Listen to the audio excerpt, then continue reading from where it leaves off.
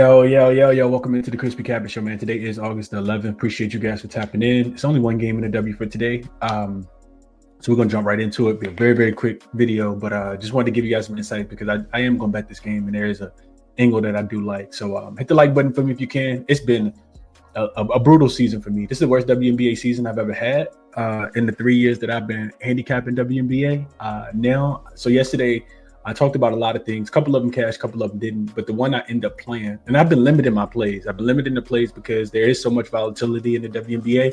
But yesterday I went with Phoenix minus the 2. Double revenge spot at home. The Atlanta Dream get a couple key players back, thinking that they may start off slow like they have been starting off. Nope, they get absolutely steamroll in the first half. They go down by 9 I think 9 in the first quarter. They fight back before the half and they end up losing. So I got to do better, and I don't know what I need to change to do better, but we'll get it back. I'm still confident. We coming down the end of the season. This one typically the money is made in the W, typically in all the leagues. So hopefully you guys had a chance. Hopefully you guys made some money yesterday. As far as Jackson goes for today, Jackson likes. Let's see real quick. Jackson likes Bria Hartley over for Bria Hartley of the Connecticut Sun today, over her 1.5 3-point makes. There's a link in the description if you guys want to check Jackson out. So it says Bria Hartley has been finding her rhythm from behind the arc, making her 3-point prop an attractive option. She's hit the over 60% of her last 5 games, averaging 2.2 3-pointers made, and even more impressive, 80% of her last 10 games, averaging 2.6 made 3-pointers.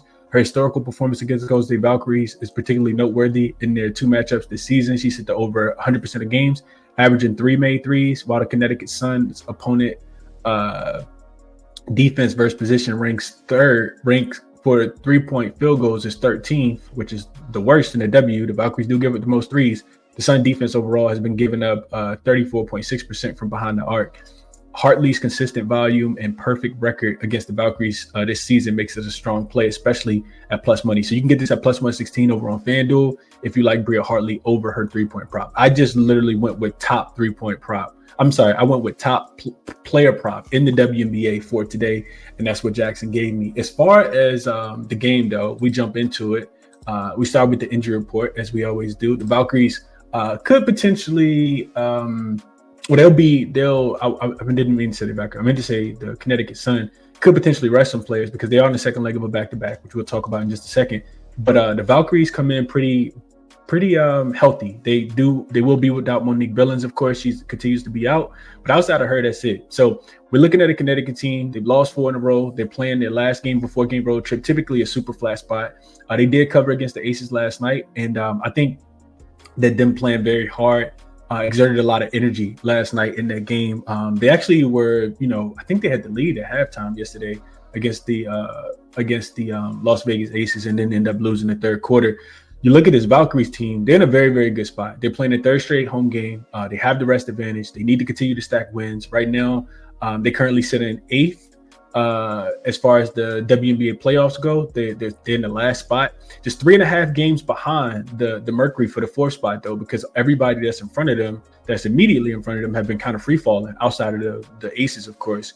So these two teams have split the 2 games, right? Both winning at home and covering. Both wins were blowouts as well. The Valkyries won by 24. The first time Connecticut came to Golden State, and then Connecticut got them back as a home dog, beat them by 31.